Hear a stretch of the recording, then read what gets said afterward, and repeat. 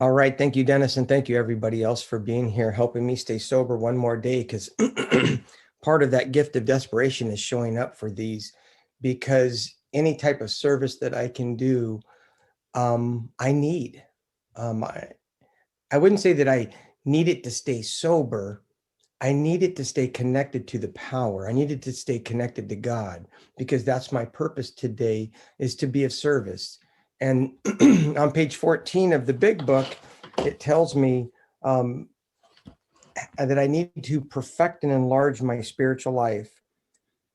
It says, how appallingly true for the sexaholic, for if a sexaholic fails to perfect and enlarge his spiritual life, and it says, through work and self-sacrifice for others, he could not survive the certain trials and low spots ahead.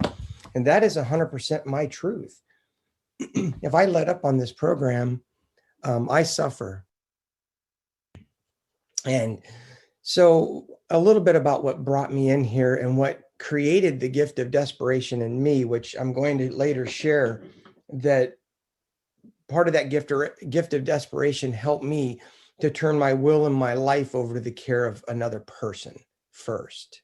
Even though I came in with a very strong faith tradition, my faith tradition could not solve my sexaholism.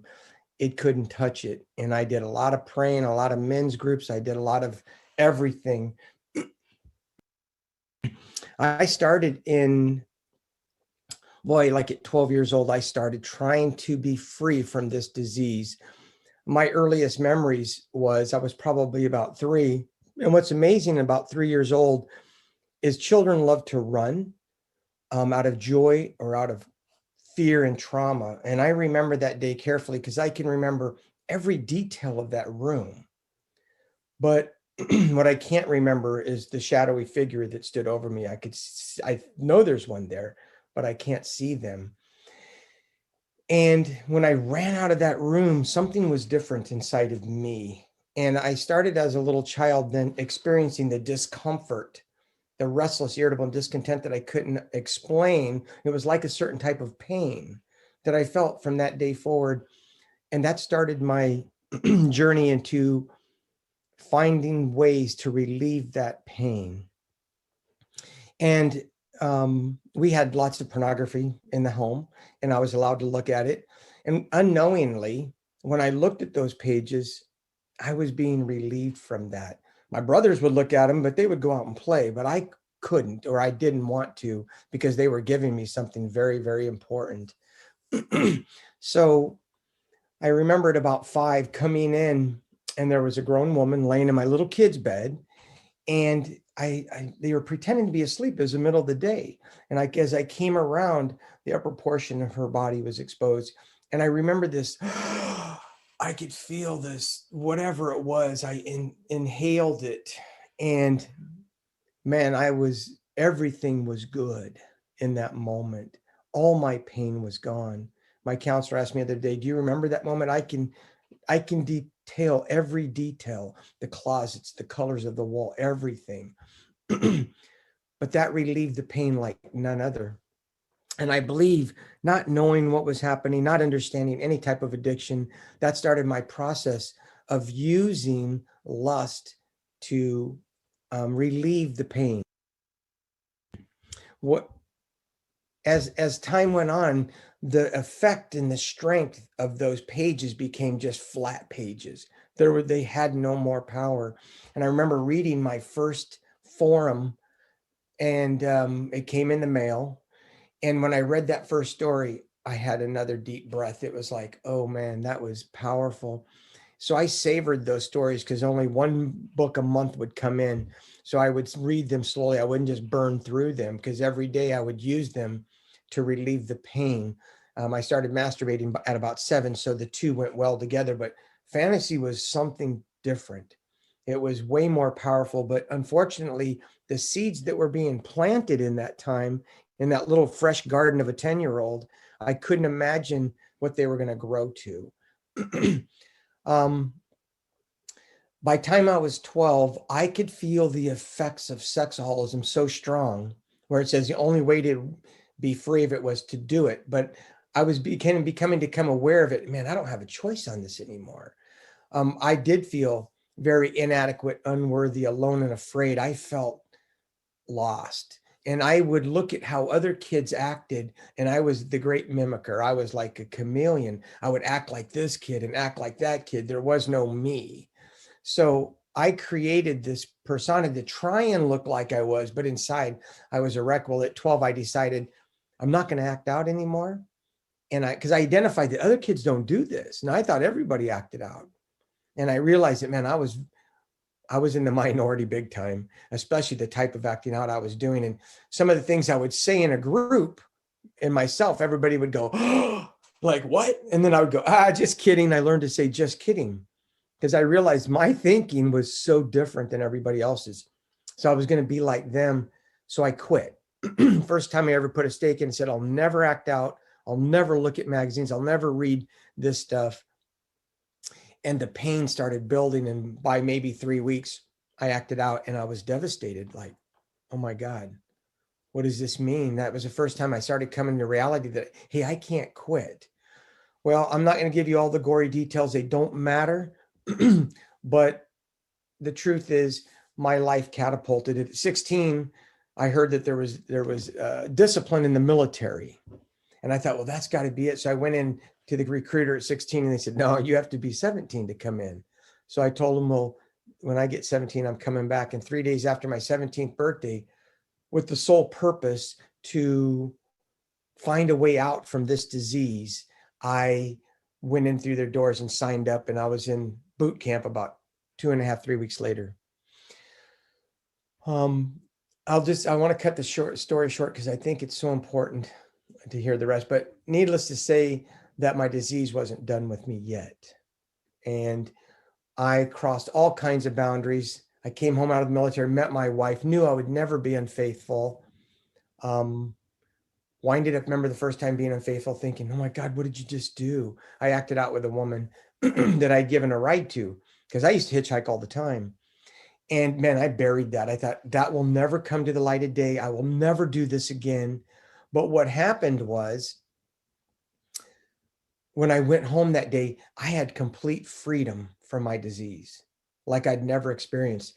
And I had like 15 days of no lust, and I thought, man, this is it. I'll never do that again. But what I didn't know, and what helped me get to the gift of desperation, was when that calling came back, that churning, that winding in my gut came back, it was 10 times worse than I'd ever experienced. I had no idea the storm that was coming back that was going to require me to go back into my disease like I'd never done.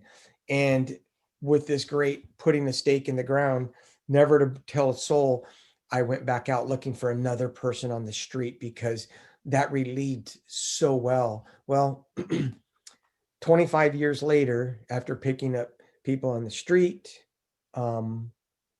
everything, I mean, massage parlors, prostitutes. I'm not same-sex attracted. I eventually crossed the gender barrier. I heard the other day I crossed the species barrier. I did that as a kid. And it was always to relieve the pain. I couldn't stop, because if I stopped, I was in so much pain. And I hated it. I didn't want to do it. And we'd have our camper packed, ready to go camping with the wife and kids. And I'd come home from work early, and I'm 10 minutes from my home, not thinking of anything. And all of a sudden, the thought of a prostitute would hit me, or that the compulsion would be like, boom. I'd be like, no, please. I would beg God. I would do everything. No, please. But I couldn't make it home. I had to turn and go pick up a prostitute, come home. Man, I'd be sad and depressed, trying to put on the happy face. All right, let's go. After I just was devastated again. Well, needless to say, that went on for years, until my last and final day. I was in a bad place. I had put another ad on. Some woman showed up, and it was supposed to be touching, didn't. It turned into unprotected sex. And she was in my office, and she said, oh, you're with this organization? And I covered everything up. She saw a business card. I said, yeah, I am.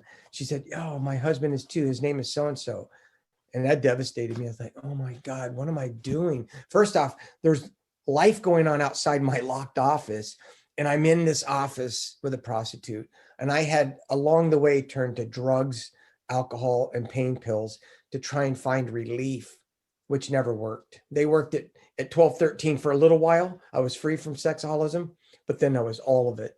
So after she left, said, all right, I'll see you again sometime. I was coming back upstairs and I was going to put another ad on because I didn't even get 15 minutes of relief. The end stages of sexaholism, there is no relief. For me, there was not. And I couldn't stop, and I couldn't quite quench the dying inside that I felt. So I went upstairs, I drank, I used drugs, and I took several pain pills all at the same time. I didn't want to die, but I didn't want to live anymore. I wanted to find a place of oblivion where there was no pain. So I called my pastor and said, hey, because he's always like, you got to be an elder, bro. And, because I've always loved God. And I'm like, oh, he has no idea. Nobody knows. I have this secret life. I've talked to pastors like, that's natural to have that type of, and I'm like, no, you have no idea. So I called my pastor and I said, bro, I'm no good for anybody. He goes, what do you mean, Dennis? So I finally broke the dam and I shared everything. He goes, wow, here, go to this counselor tomorrow. So I did. And the counselor heard about 15 minutes of my story. And he goes, because I was talking about the drugs and this, and he goes, oh my God, you're a sexaholic. And I said, yes, I am. I've always known that. I didn't even know what that was, but I knew. And he said, give this guy a call tomorrow. So I gave a guy a call. Now, I was so broken. The pain was so bad that I was willing to do anything and plus I didn't believe anything would work. Nothing I ever talked to my pastors, my purity conferences, reading these books to balance my eyes, all that stuff, none of it worked. So I called this guy and he said, meet me at 6:30 a.m. And that was our 6:30 a.m. Wednesday morning meeting. I walk in, I start hearing the white book read, the problem. I'm like, oh my God, these people, this is me. They know me. I don't have to be an imposter anymore. The other people I talked to didn't know what it meant. These people get it. So I heard that says, get a sponsor. So that very first day when I was done with that, I didn't know what that meant, but I walked up to the guy that I called, said, can you be my sponsor? And he said, yes, I can. So we went out for 3 hours and he broke down what my next 90 days were going to look like. I'm going to slide out of bed every morning. I'm going to pray. I'm going to read these sections of the big book every day. I'm going to call 2 guys. I'm going to go to 90 meetings in 90 days. And I'm going to do 90 days of abstinence with my wife with her permission. I can tell you, this is the gift of desperation, is I never questioned one thing he said. I didn't go, well, why? Or how is that going to help? I was so broken at that point. I didn't care. If this is what he said to do, if he had told me, jump up and down on one leg 10 minutes a day, I'd have did it. I did, because whatever they were saying penetrated my soul like none other. And I wanted what this man had because he shared his story. And I thought, oh my God, that's what I want. So for me, the gift of desperation, number one, was following all my sponsors' suggestions. And I don't have to ask why. If I ask why, then I'm not following his suggestions. And I know I've been in it for like 4 or 5 years. And he asked me, he said something, we were talking, he goes, are you still doing that? And I said, well, yeah. He goes, well, why are you still doing that? I said, because you didn't tell me not to. Because I'm not going to, I don't want to go back. I don't want to go back to the depravity of doing things that honestly, I would walk out of a place and puke and promise God, I'll never do that again. And I'm promising God. So I figure I won't break my promise, which I've never kept a promise to God. A week later, I'd be driving back to the same place, stepping over the puke to go back in for more. So I did everything he asked me. And I remember early on, my wife said, I didn't have you before. And now you're doing 90 meetings in 90 days. If you keep doing these 90 meetings, I'm going to divorce you. And that hit me because I didn't want a divorce. And so I had to pray about it, think about it. And I thought, well, if I stop doing them, I'm going to go back out and I don't want that. And she's going to divorce me. If I keep doing them, she's going to divorce me. So either way, she's going to divorce me. So I'm going to so in counseling, I said, hey, either way, you're going to divorce me. I'm going to the meetings. And I'm sorry, I'm doing this because I don't want to go back to that prisoner of war camp. I don't want to go back to that suffering. I don't want that. So you do what you have to do to take care of yourself. But I'm doing this program because I'd never found anything that worked. Let me check my time here. So what I did is I started working the steps. And man, I tell you, I fell in love with this big book because it gave me precise instructions to understand that, wait a minute, so you're saying that I didn't know what lust was for almost 2 years. I had no idea. I heard him talking about it. I thought lust was acting out. I didn't realize that the lust was the first thought that come into mind, that temptation is what I have to quit using. But I learned that my body, if I take even one, if I run one fantasy or look at one woman to take that drink, dude, my head's on a swivel. I can't stop. I'm running down aisles, coming back the other way to recatch another drink. That's my experience is this stuff is so deadly for me. While I haven't yet gone back out, if I think I can safely drink, I'm a dead man. I'm going back. And that's the danger of my mental obsession, because my mental obsession, I don't forget the pain, but sometimes I forget how deadly the effects of lust are on me, which I've now learned through going through the book. I'll talk about this.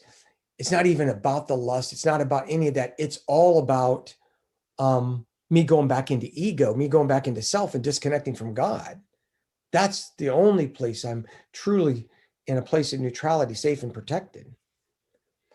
So I thought that I understood step 2 very well. I already have a great faith tradition, but the truth is, what I didn't realize is that I had lack of power. I had a lack of connection to the power. And I didn't, in the second step, and we agnostics taught me that the power that I was using was the God of reasoning, capital R. That my willpower was trying to fight this, even though I was begging God to take it, God wasn't taking it. And what I found is that, I'll just say on day 4, I just want to talk about surrender real quick instead of the big book. I think it's if there's people on here that are in that place. What I found is when I first started writing my first step out, I got to the place where I was molested and that same big drink. I all of a sudden got hit with the compulsion that when I felt that before, and I hadn't felt it in 4 days, there's nothing that could stop me from going and picking up a prostitute, nothing, or putting an ad on.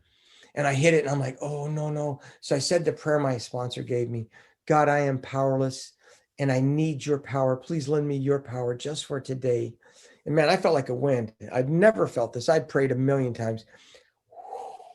And I just felt like relief come over me from that compulsion. And I said to myself, I don't ever have to do this again. And I prayed that prayer probably, I don't know how many thousands and thousands and thousands of times I prayed that prayer. But it was keeping me sober. But sober is not well. I didn't know that. I was staying sober. I started getting into service.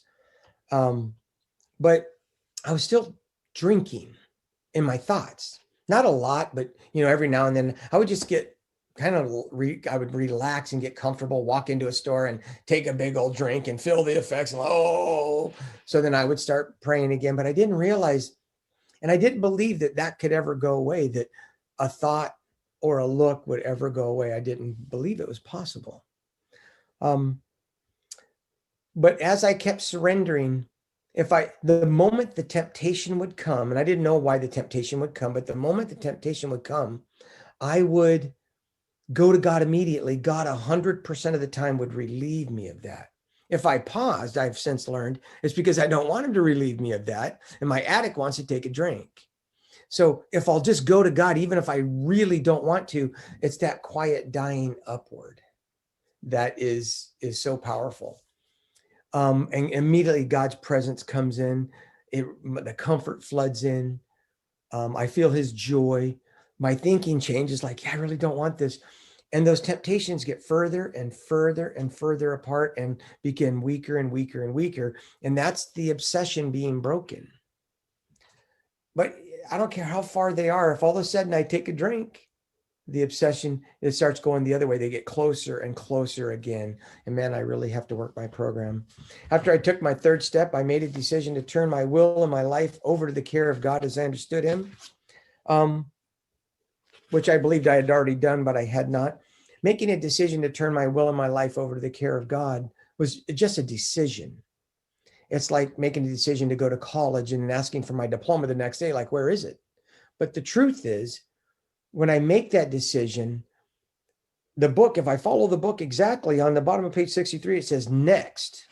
And then on the next page, it says, though our decision was a vital and crucial step on the top of 64, which it was. I have to make that decision to rely upon God now, because as I go through these inventories, those inventories are all about going to God and letting God do those inventories for me, through me, and with me. But I have to turn all of those inventories over to him, because it said, though our decision was a vital and crucial step, and here, if this needs to be underlined, if it's not, it could have little permanent effect unless at once, like I make my decision to turn the third step, I got to at once go into my fourth step and work it like my life depends upon it. The gift of desperation again, followed by a strenuous effort to face and be rid of the things in ourselves which had been blocking us. There you go. It ain't have nothing to do with lust. It says our lust was but a symptom. Those things that have been blocking us, I had a great relationship with God, but I couldn't connect to the power. I couldn't connect to the needed power to be free from my disease. I didn't know that. I could quote scripture, do everything I wanted, go to church, hit men's groups. Nothing worked because I had something that was blocking me. And the spiritual program of action, steps 4 through 9, when going through completely surrendered, giving God everything, letting him take me through and show me this and show me that, and having that relationship, I'm practicing being connected to that power. By the time I get to the 9th step, everything changes. I didn't realize how one little dinky, insignificant resentment will take me out of that connection. It will. It's deadly. I can't have a resentment. I have to pray for the person I'm resenting. Or if I'm thinking about something in the past, I have to realize, I'm in the past again. I'm in resentment and self-pity. Or I'm in the future thinking about fearful things. I'm in fear. And none of those things are relying upon God. I need to pray for those I'm resenting and go to God with my fear prayer inventory of prayers that I have. So that brings me back to the present. And that's where God is for me. But one of the most important things, and I know I've got 7 minutes here, so I'm going to try and wrap this up the best I can. Once I work those inventories and do everything outlined as exactly as it is, I'm free. The blockers are gone. God is flowing. I'm connected. I feel new power flowing in. I have peace of mind. I am discovering that I can face life successfully. And I'm becoming conscious of God's presence. From that connection to that power, I feel peace and serenity. From that peace and serenity comes the gift of acceptance, because God's running my life. However it's turning out, that's God's will from me. And I get to just accept it. Okay, God, I don't know what's going on, but man, I'm glad that you're with me through this. And I can't manufacture acceptance. It comes from being connected to the power.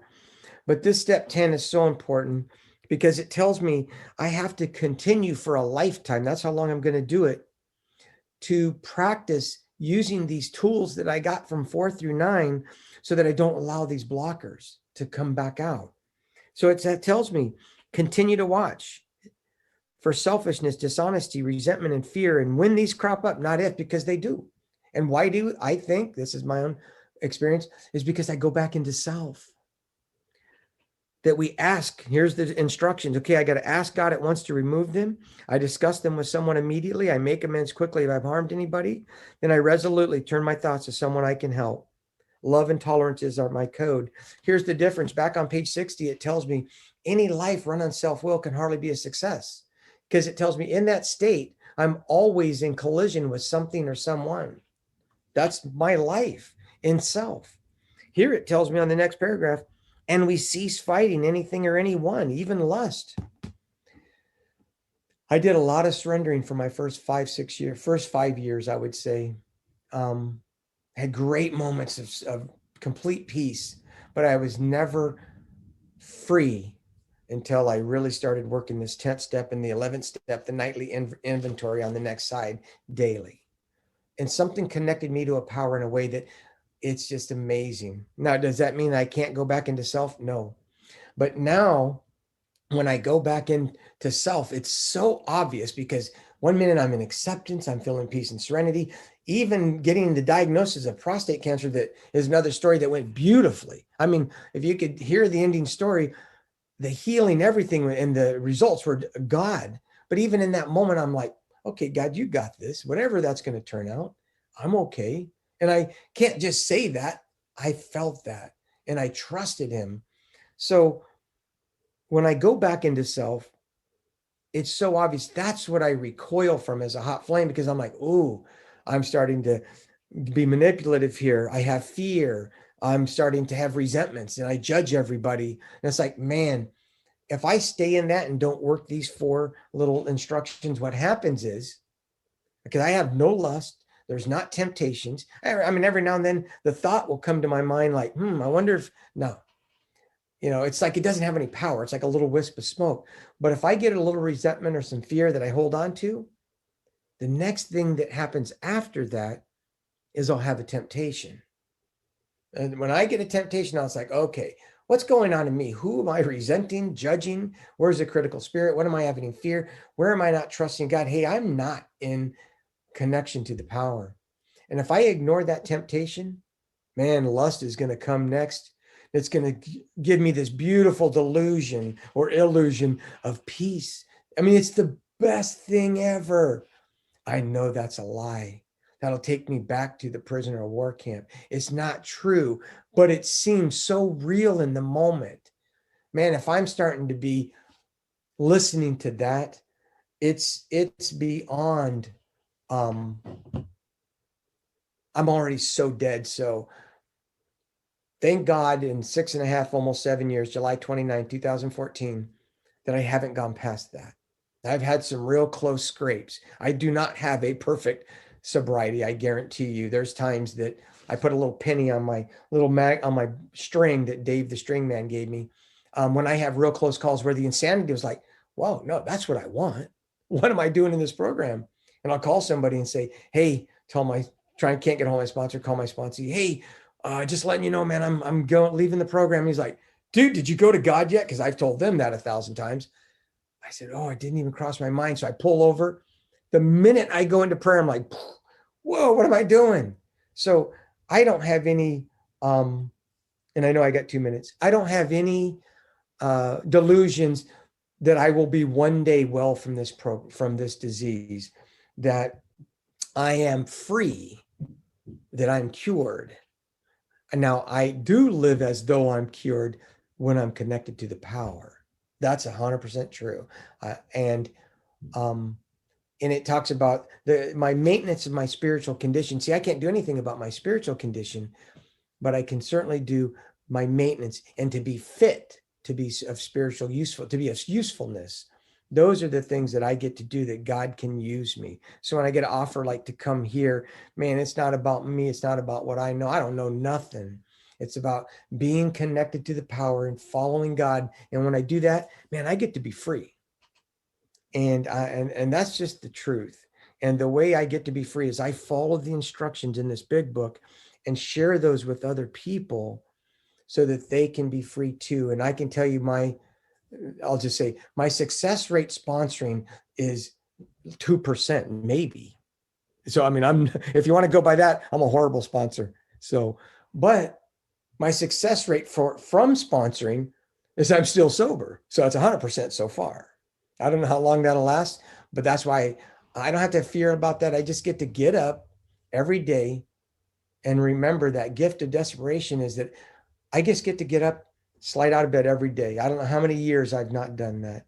I get to spend time with people. I get to connect with God. Now I connect. I used to set my alarm at 12:12. I'll stop my thing here.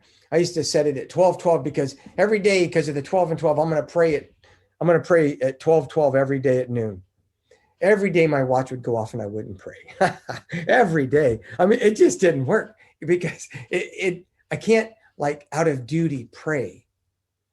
By being connected to the power more of the day than not, what starts happening is, man, I just want to be with God now. That's my place of rest. And I've learned that where do I, there's this, I used to always as an addict be up here and like, and super high, or I drop into super low, just don't want to live, or I got to use massive drugs. Somewhere in the middle was that place I couldn't survive, which was called boring. Oh, I hated it. Now that's the place I find God. So if something excites me, I can enjoy it, but I can't get too high about it. And if something's, kind of could be a drag, or maybe a door closing or some problems or pain, I just can't get too low. I get to just stay in that middle place. And that's where I get to come and connect to God. And from that, the gift of sobriety and recovery is it, but I get God's greatest gift that I never had before in all those years of my faith tradition. I get him himself. So with that, I'll pass. Thank you, Dennis. Thank you, everyone, for hosting this beautiful conference. Dennis T. from Alaska, I sent you some stuff in the chat. I don't know how you did it, man. You're in Alaska, but you wound up in the library finding my autobiography somewhere up on the shelves. And my God Almighty, I so identify with you. I thank you so much. Um, you know, I too am a big book fan, and I thought about this the other day. I was seeing it I saw this the other day several times. I just, I've seen it a million times, but now I saw it for the first time. Mm-hmm. And it was, what is my real purpose in life today? I'm 78 years old. I've been in recovery from sex addiction now, surrendered with the relief of the obsession by the God of my conception for 20 months. 78 years old, but I'm telling you, I saw that my real purpose today, and you, I think, are living it, is to fit myself, Yeah. to be of maximum service to God and to the people about me. You got 56 people on here. You did that today, Dennis. Thank you so much. God bless you. Yeah, thank you. I appreciate that, Jimmy. To God be the glory. Jimmy. I'm Steve. I'm a sexaholic. Thank you so much. Is it Charles? Daniel. Dennis. Daniel. Sorry about that. Yeah, Daniel. Dennis. Outside Dennis, of your Dennis, I'll answer Dennis. Yes. Sorry. That's okay, Steve. No problem. Yeah, I'm a little bit dense. No, you're not. But you're just like me, but I do that all the time. But yeah, outside of your sexual life, how is your love life? Well, that's a that's a very good question. And it's better than it was. I've been married 37 years. And my poor wife, unfortunately, I left a loaded gun laying on the table when I left my step one story on there. And as a young S-Anon before program, she couldn't but not read it. And it killed her. Yeah, it was just so sad. Now if I even hint, it's something, she's like, oh, that's not for me. That's for your sponsor. I don't want to know. I mean, she's really healthy now. She doesn't want to know that. I guess, to be honest with you, I'm a love cripple still. It's easy to love and be loved and to get to know people I don't know. But those closest to me find it very difficult. I still suffer horribly bad. But I'm getting better right now. In fact, yesterday, my counselor is taking me through some early childhood trauma. I never did it because I wasn't ready. Because anytime he would even touch on it, because I'd be like, well, I know what happened. Let's just do this. Every time he touch on it, man, I'd have to, I got to get to a meeting because I'm going to lose my sobriety. So he's been very gentle with me. And what's so strange is he said, do you remember that room where I said, oh yeah, everything about it. And I could feel the lust inside me when I was standing there as a little child, because I had fantasized about wishing. All I did was look then. But in that moment, I had fantasized, I said a million times, wishing I could go back there. And he goes, well, what would you do if you go back there? I was like, this time I'd have sex, right? I'd finish it. And that's where the trauma started. And he goes, well, what we're going to work toward is you're going to go to that little child and hold his hand and walk him out of there to safety. And just when he said that, I don't know why, because I don't understand I felt like the lust was gone. Like never in my life, if I visualized that, did I not suffer from the lust of wanting to go back there. And it was gone. So we got weeks and weeks of head. I still suffer with my love life as far as, and I think maybe part of it, had I have a wife that never read my first step and doesn't know to the depth of my disease, of course I believe, wow, but I'm still a very sick man. And by the grace of God, I get to listen to her. If you want to know, I get to listen to her when she would share her pain and hurt. And my sponsor started me on that process, was only saying, you can't respond. All you can say is, thank you for sharing. And when I would do that, we'd be going around the track and I'm thinking, oh my God, she hates that guy. She should just divorce him. That's and then at the end, she'd be like, oh, I'd say, well, thank you for sharing. She goes, well, you want to go get some coffee? And I'm like, what? That's crazy. So I'm not acting out. I'm connected to God, and I still have a lot of work to the point where I can let people in. I heard a story that Roy K said that you can't, it's hard to get to know me inside. Like if I'd be very uncomfortable. So it's sad, but it's God's healing me in that area, and I'm waiting on him. Love you, Dennis. Love you too, Steve. Thank you, brother. I appreciate that, man. This is Marcus B. I have a question. Does anybody else have their hand? Okay. Thanks. Thanks for your share, Dennis. Loved it, brother. You talked about having a very strong faith tradition background prior to coming into recovery. So if you're in a position, I have a few sponsees who are devoutly religious. They quote scripture every time we meet. And how would you, in step 2, when we find the power and we throw out the God of our misunderstanding, how is that journey for you? How would you explain that to someone, the religious higher power versus the spiritual higher power that we connect to in the program? Thanks. That's a good question. And I do want to be gentle, because I never want to go against anybody's faith tradition. But the truth is, and I said this the other day, what does the atheist, the agnostic, and the man with great faith tradition all have in common? None of them could connect to the power. I mean, it's just the truth. It doesn't, my faith tradition, and it wasn't like I didn't believe there was a God. I knew there was ever since I was a child. I experienced it. I would come from a pretty strong faith tradition where they get going. But the truth is that, and I've had it happen. I have had a guy in Bible college that was my sponsee.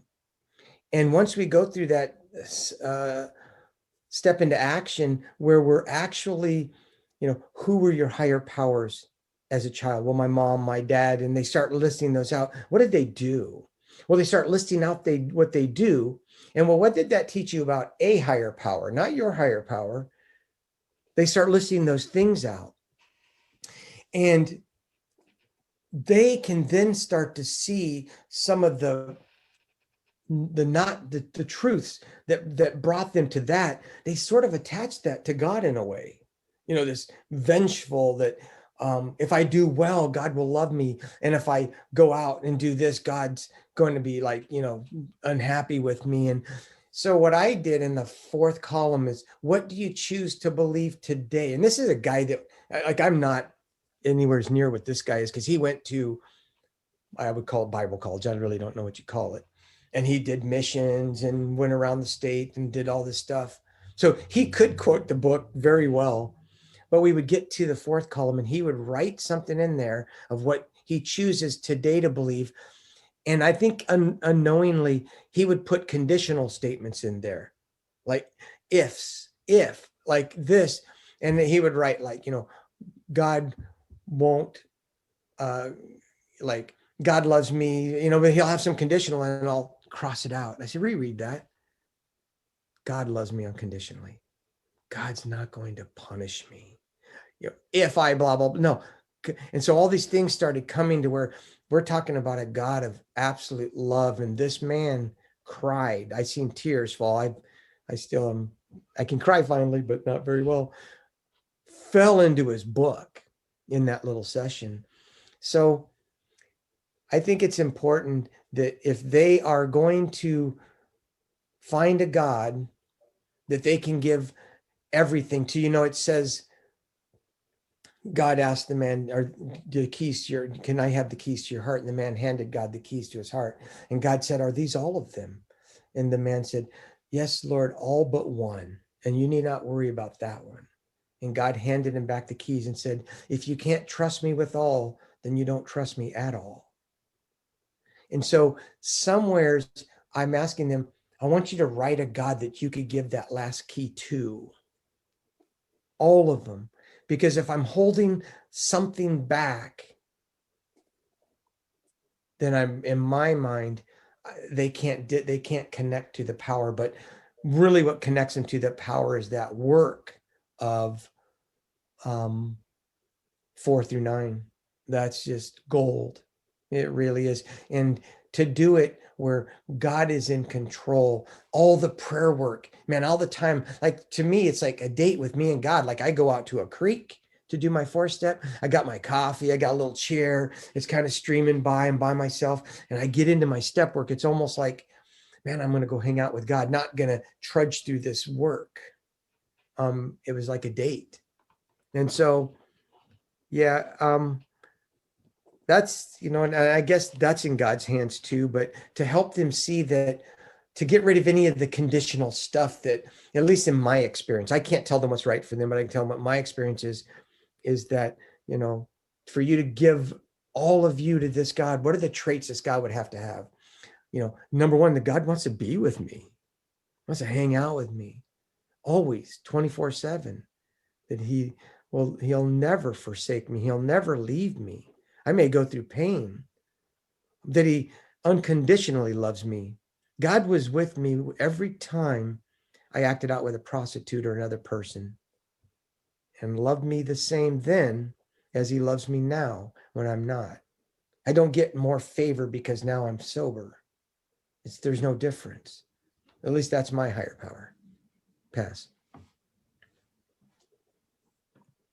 And that's where sometimes faith tradition can hold people back. But I get to be gentle with those guys, because they start seeing that their faith tradition doesn't work for them. And that's what they have. That's the struggle they get to go through. And it's not because of a lack of faith.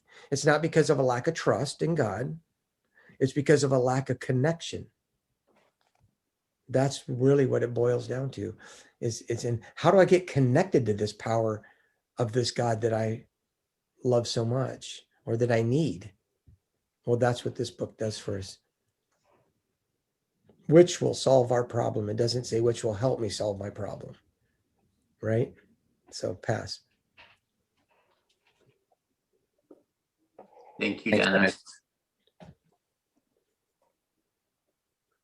So I'm going to chime in here. Dennis, great for recovering sexaholic.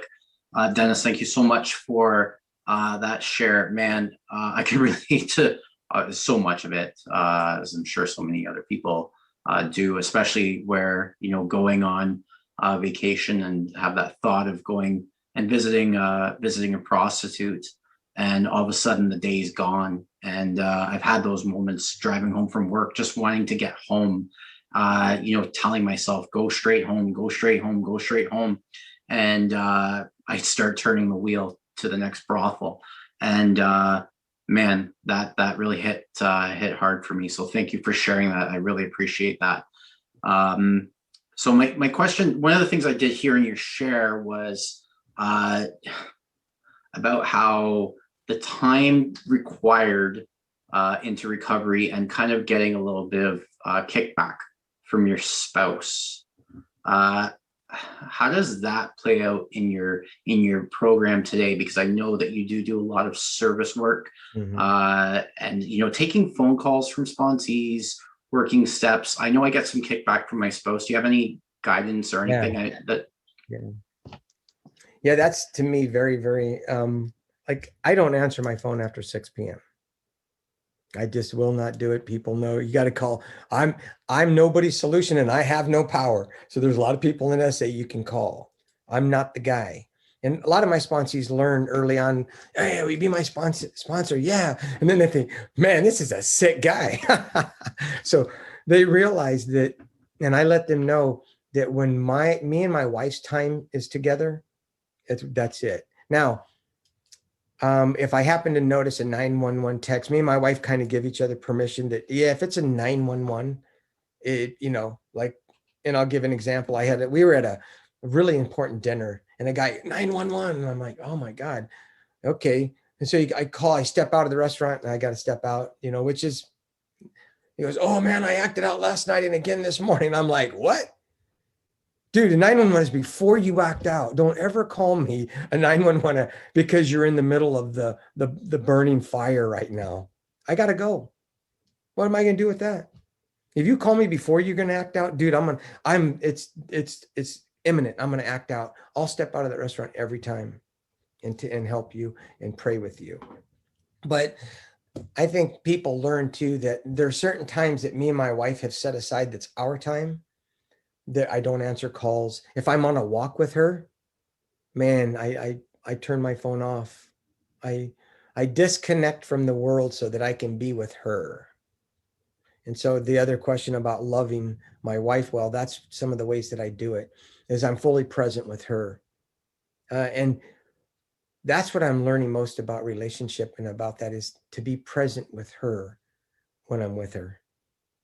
To not be, and I'm telling you, this is, if I give you anything of all today, the drinking has to stop. That's the lust. Acting out, sobriety days. Sobriety days doesn't matter. If I'm still drinking, I'm still drinking. Nobody can know, maybe, but that's what's got to stop. That's where, just as much as I came into the program and said, I got to stop acting out, I have to accept the death of, I'm not going to, through the power of God, and I can't just like will it, like I'm not going to take that drink or not look there. I have to connect to the power. But the drinking has to stop. And when I'm with my wife, I'm talking just like a moment of something's like, if I take that drink, I can't be with her. It's a complete disaster. There are no free drinks. There's pain and suffering. It just upends our lives. So I quit taking the drink for me so I can stay connected to God first. But the result of that is that I get to be present with her. That's the ultimate goal. And I was able to take my daughter to a water park. Hundreds, we're in Alaska, there are no water parks up here. So you go to a water park, there's bathing suits everywhere. I was able to go there for 4 or 5 hours and not take one drink.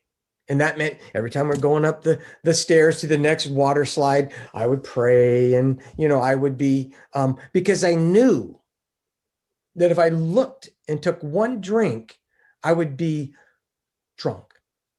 I know me, that I would be like, I couldn't stop. Then there's that creepy guy walking around the water park looking at all the women. And my daughter would be like, Dad, Dad, Dad. And I wouldn't even be able to, oh yeah, what? Just give her a little bit. Man, no, I want to be with her. I want to be present with the people I'm with. Because I'm still a sick man. And one drink will do that to me. And I know that. So I don't fear it. I just stay connected to God. And if I find myself taking a drink, man, I immediately surrender. I go to God. I call somebody and tell them, hey, I'm not doing well right now. But I'm just going to tell you this. If I'm to that point where I take a drink, I'm so far past ignoring some resentment or fear or some dishonesty. I have to work my program at that level before it cascades down to the other pass. Thank you, Dennis. All right, we'll go Hal C, and then if we have time, we'll go to John T. We're going to look to finish up at 11:57. I'd like to close this off. So go ahead, Hal. I'll keep it short. Hey, thank you for your service, Dennis. Thank you so much, man, for sharing.